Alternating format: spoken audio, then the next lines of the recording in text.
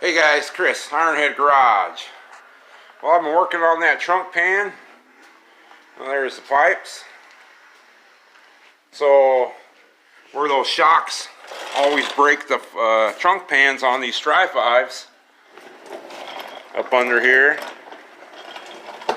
Remember in that last video, it was separated. So I just took some self-tapping screws from the inside of the trunk and sucked this down. Got it all nice and tight and welded it across there, upside down with sparks flying on me. So that wasn't very fun, but it looks fine. It's up underneath the car. No one will ever see it, except me and, well, I guess you guys.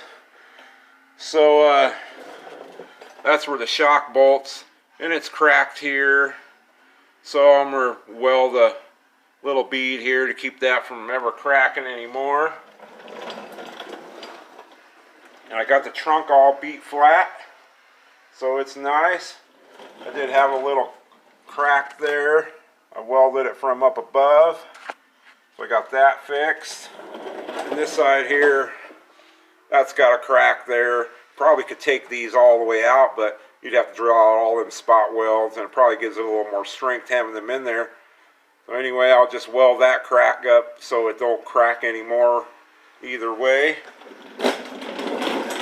I had another crack. Bless me. Over on this end, well, we go around and put the light in the trunk. Big block. Oh yeah.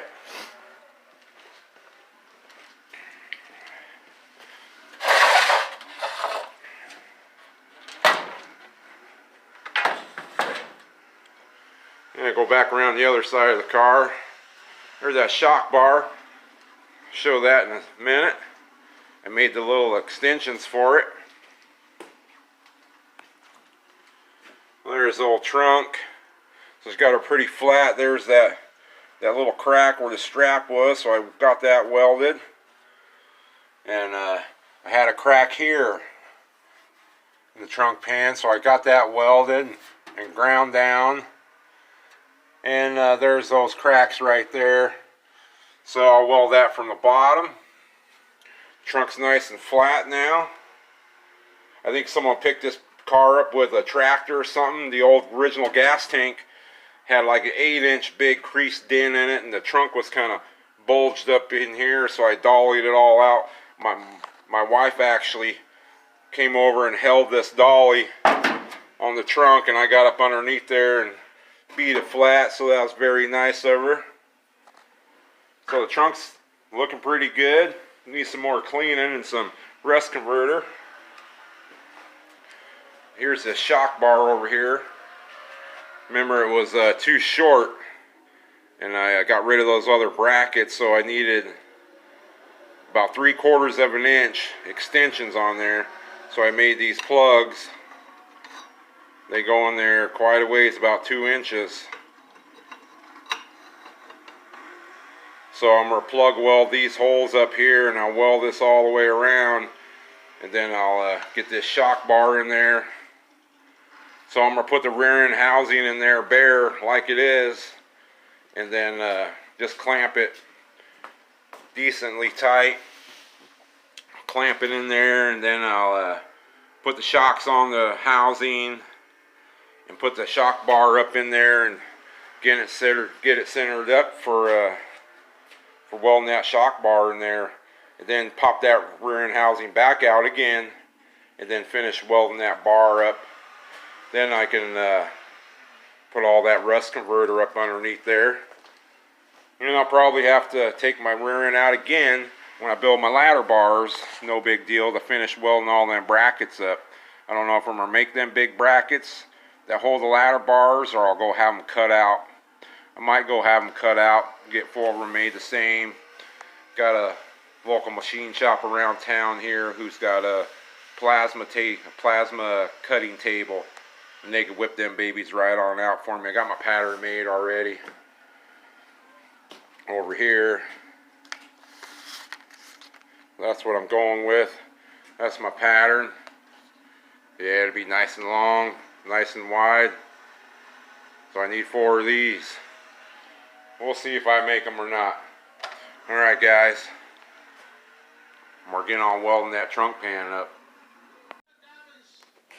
Hey guys, well, I got that housing back in there, just snugged up, and I got the cracks all welded up. I welded there, and I got them on the inside and there. So the trunk pan's all done welded. It's getting these shocks mocked up in there. There's the KYBs I got for them, and so back to this aftermarket shock bar that was too short that I made the plugs for. So you got these rubber bushings that go on the top of the shocks here. There's one for the lower, and you put it through the shock bar, and then there's one for the upper.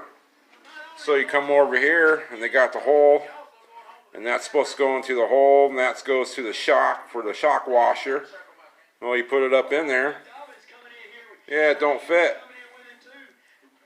So you want that to fit in there, or you might tighten them up like that.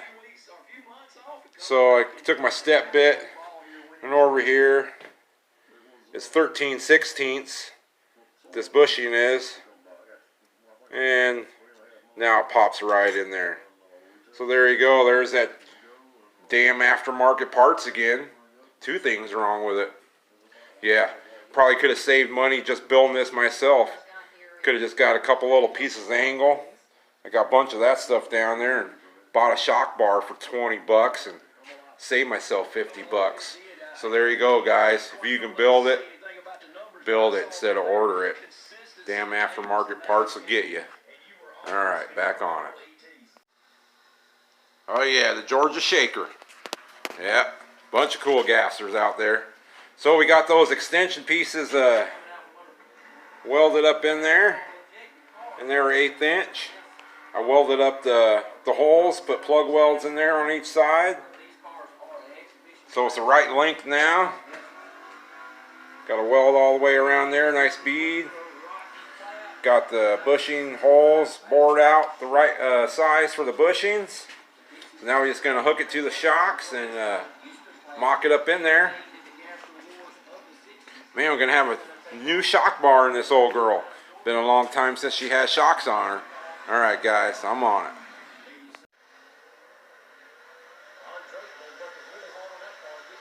Yeah, that's a cool looking Falcon there. So on these shock plates, I'll show you guys this. So the stock ones, well mine were, these brackets here where it bends down, they were angled, they're not at a 90. So when I mounted this shock up, it was leaning way too hard towards the front of the car. I mean, I could have made it work, but this bushing here would have got worn out quick because it was at a big tension. It would have been angled like that real hard in there. I could have bent it over and got in that shock bar, but now they're more plumb. This is at a 90. I took this one here and I heated it up and bent it at a 90. Now with the spring is a little bit of an angle, and now the shock's a little bit of an angle, and that bushing is relaxed, and that shock's about right in the right spot when I put that shock bar up there. So I just heated them up with my torch and bent them in the vise, got them nice and red hot. Yeah, we'll have to spray some more paint on them, but it didn't hurt them too bad. Cooked a little bit of the paint off, made them sticky, hotter than hell, but yeah, you don't want that bushing to be pinched in there. You don't want no bind in this. It'll wear that bushing right out. So let's get that shock bar in there. Hey guys, well, I got that shock bar all welded up. Yeah, not very fun. I think I pulled just about every muscle in my neck underneath here trying to weld this. So there's the shock. You can see there's the eye. No tension, it'll go right up in there.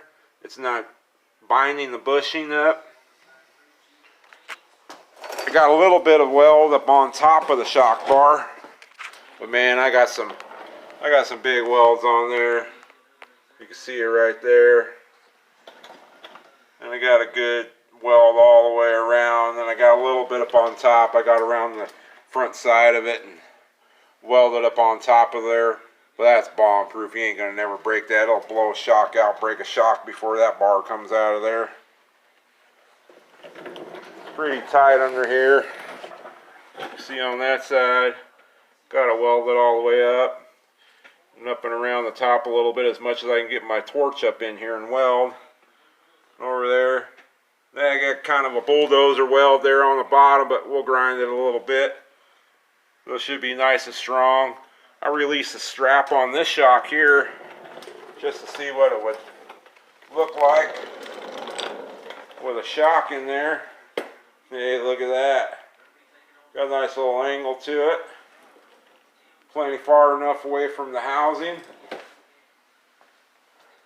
So we got shock bar now. Yeah, she ain't gonna break that trunk no more. Yep, all them Tri-5s need a shock bar in them. That was a bad design back in the day. So, I think I'm gonna take this rear end out one more time.